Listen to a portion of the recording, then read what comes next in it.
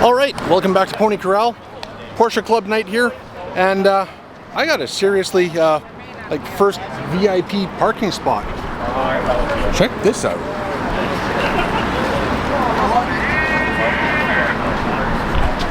Thank you, Peter. Appreciate that. So, yeah, let's see what we see. The boys are here. Front row. Look at you. VIP, baby. VIP. Although, I don't know, that 488 there is kind of nice too. Yeah, it's all right. It's not a Porsche though, so I don't know what the hell. The nerve. Did somebody grab your steering wheel, Dave? Nope. Nope. Do you feel left out? Nope. You sure now? Nope. Oh. No, you're not sure? No, I'm sure. Oh, okay. Just checking.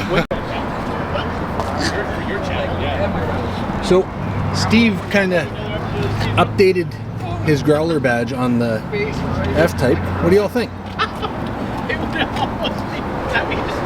And of course, we got David's M4. It's still early. A couple Cayennes, a lot of staff. Yeah, that 488, such a gorgeous car. Sean, it kind of reminds me of yours. Speed sign flashing, but my foot says go. White line stretching like a time lapse roll. Windows down, cold air in my teeth. Heart rate climbing, chasing backseat sleep. Half tank, full rush, hands tied, one touch, late night, feels right. I'm gone. I got red line in my veins. Pedal down, I love the strain. Every curve is calling my name. I don't wanna hit the brakes. Got the whole world in my lane. Let it blur, I'll take the blame. If it's wrong, I'll do it again. Red line in my veins.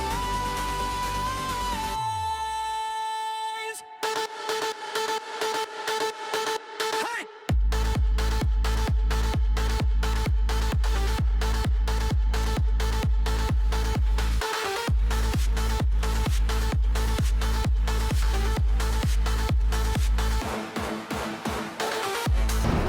So, something a little different. Apparently, David wants to interview me for my channel. Well, David and Steve. I don't remember Steve saying anything about wanting to. So But- where are we? Pony? We are at Pony Corral. On a Sunday, a very hot Sunday. Not as hot as the past couple of weeks, but it's toasty, yes. Can you turn the air conditioning on or what? No, we're saving money, David. Okay, so tell us why you like coming to these car shows. To hang out with you guys, actually. Okay. Honestly, I couldn't. That is the right answer, by the way. I know. No, honestly I can do without these perpetually organized car meets because I'd rather drive. But there's so much police presence and they're so draconian about cruise night, especially performance cars, modified cars, anything like that, rather than focusing on vehicles that are actually a problem. So it only makes sense to come to a place like this where it's organized, they've got staff. I mean, Peter's been putting this on for, I think probably longer than I've been driving. Even going back to the old Pony Corral way down in South Pembina. And so yeah, between this and my other friends at Winnipeg Cruising Culture, it's just really the only logical thing to do on a Sunday night for a car enthusiast. Well, and not only that, but you got VIP front row status with the Porsche. Today I did, yeah, that's pretty because it's a super Beetle night tonight. Oh, yes, of course. But as I said, until something new comes along, until someone brings a brand new, whatever they are, GTSs or whatever. Oh. Actually, Peter said that it's very important to get the classics up front, so When you have a very I'll take unique it. version. That's Right? true, With you your do, graphics yeah, and you the way. yeah, it's a wannabe GT2, no question there. I think I'm going to start calling it the Turbo R because it's not a Turbo S. It's got more power than the Turbo S, and it's got the GT2 wing. I'm still trying to do the racing seats. I don't know how I'm going to pull that off, but Do you have the seats still? no, I sold them. Oh, okay. But something just to make it stand out just a little more. And yeah, so I think I was going to call it the Turbo Club Sport, but Right. I think that's a little too. I don't know. There's a certain mystique behind the actual club sport badge, and this is not going to attain that level. Right. So I think I'll go with the 911 Turbo R. In your opinion, what's the best mod you've done to that car? Oh, that engine cover with the wing, 100%. Oh yeah. I mean, other than that, I honestly I haven't done much. In my opinion, getting rid of the wood grain dash. Did you have that? I didn't know that. Yes. My car does have the, what do they call it, small wood trim package or something like that. So it's a choice. It's an intentional choice to put wood. Okay. And so when I switched out the steering wheel, I did not want wood. Right. And to Steve's point, I don't know, maybe that paddle shift steering wheel is the better mod than the wing. Is that what The you? wing is very cool. The wing is good. Yeah. The wing is very cool. But You can put the camera on him while he's talking, you know that, right? This is just easier. This is just easier. But yeah, having paddle shifters instead of those stupid buttons, I'm not quite sure what Porsche was thinking. Although Acura did it as well with the NSX when they put an automatic transmission in that as well. And yeah, there was. Yours is auto. Yours is. They call it Tiptronic because it's manually shiftable. But yeah, the paddles are just so much more natural. So, with all these car meets that go on in the summertime, they happen on some of them Saturday mornings that we go to. Yep. And then the majority of them are on Sundays. Yep. So think back 5 years, because how long have I known you? 6, 7 years, 8 years, or something like that? We've known each other, I guess, since 2018, 2019. early 2019. So yeah, coming up on 7 years. How has that changed? How has the kind of Sunday drive culture changed in this time? Well, the police presence has definitely been upped a lot. They were just here, Yeah. Well, they get invited to a lot of these meets too. which makes sense. Yeah, it's kind of a. They're trying to, be a positive face in the community, and I do love that. But the vehicle inspection unit, or VIU, they need to lighten up and actually focus on unsafe vehicles rather than just modified. Right. Working in the automotive industry as I do, the number of vehicles I see on a daily basis that should not be on the road. Right. In my opinion, I mean, if it's genuinely can't be on the road, of course we don't let it go back on the road. It doesn't happen often, but driving around, especially you guys see it a lot, I'm sure as well.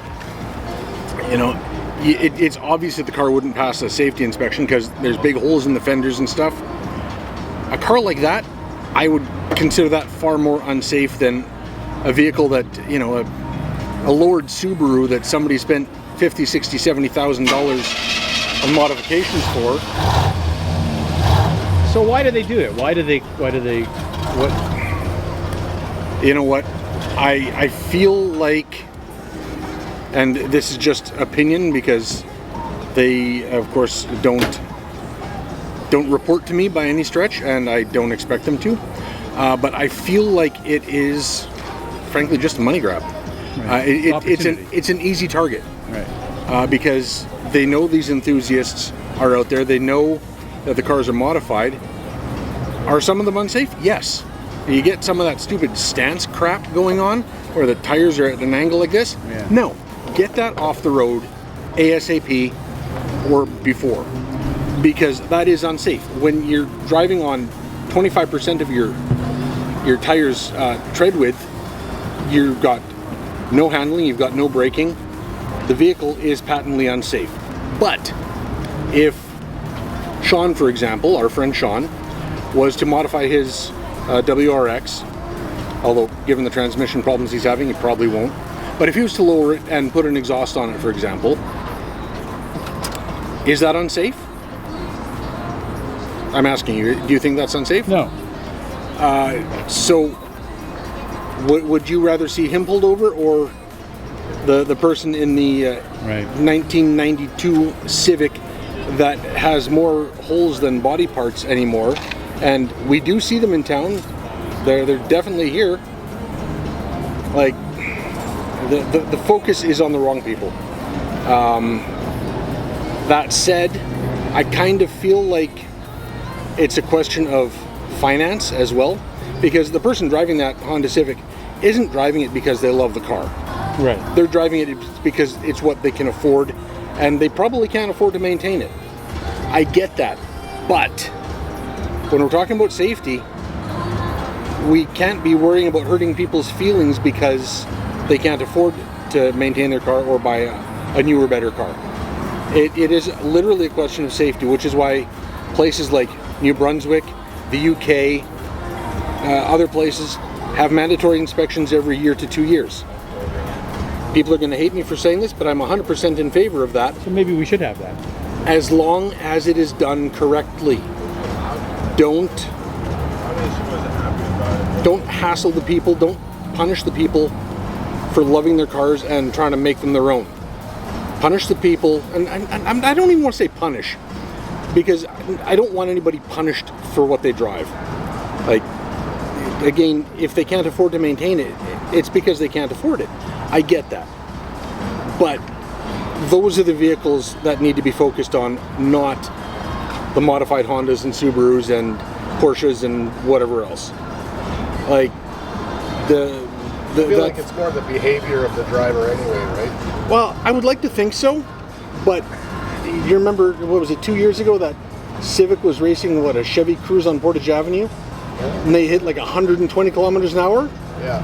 Unmodified vehicles, they're never going to get pulled over unless they're doing that shit. Yeah. But by the time they do it, it's too late because a couple people died.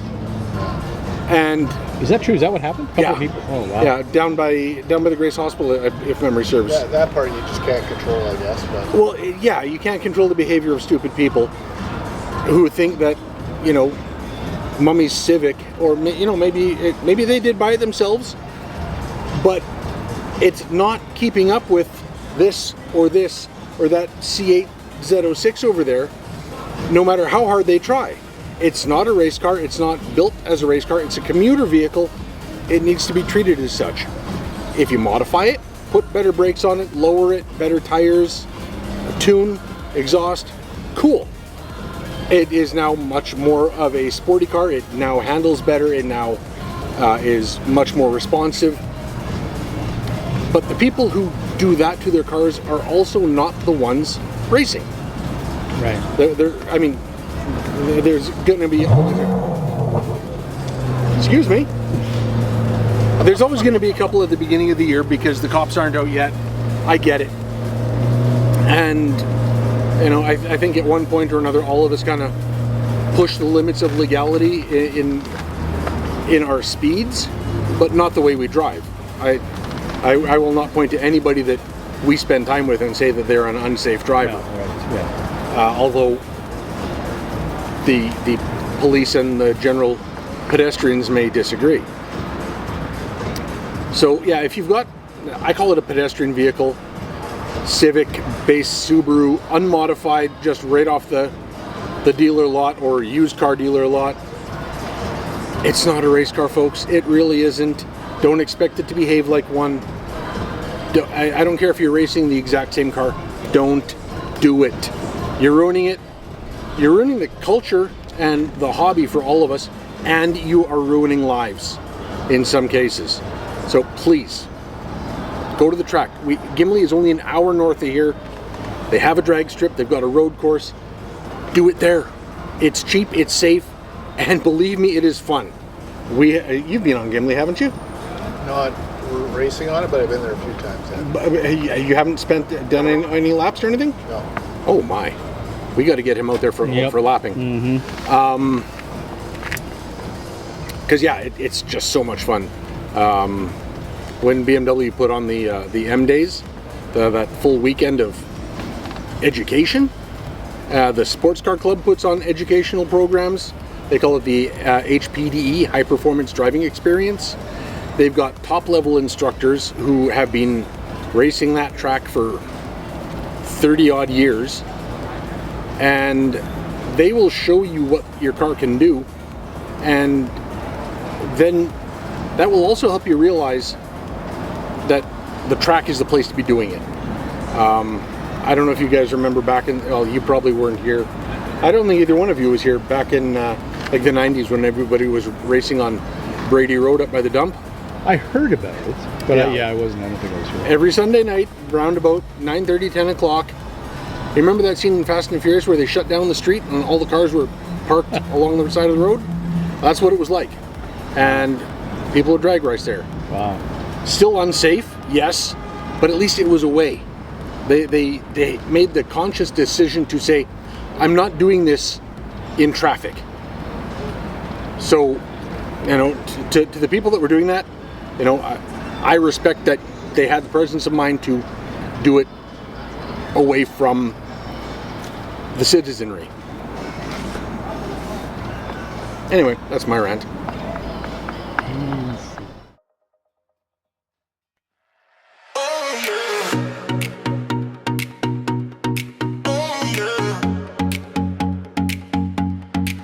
Rolling out at sunrise, engine humming like a heartbeat.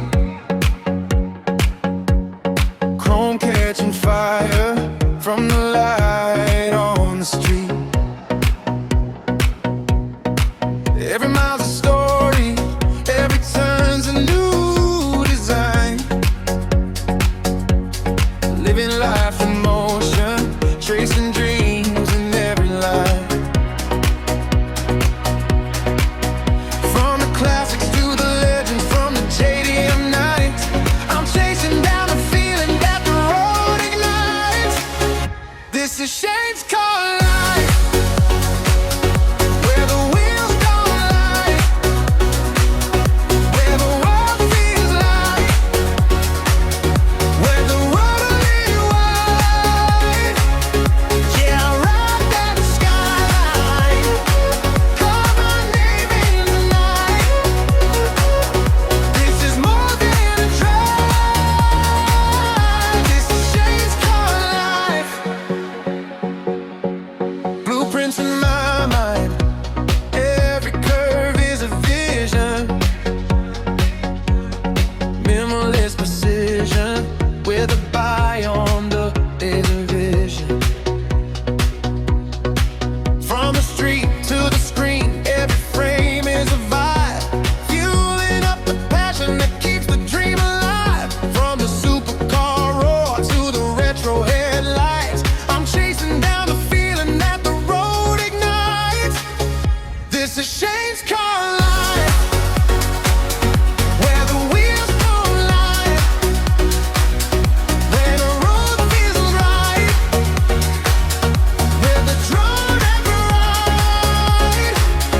Yeah, I ride that skyline, call my name in the night. This is more than a drive. This is Shane's car life. Every mile is a canvas, every sound is a spark,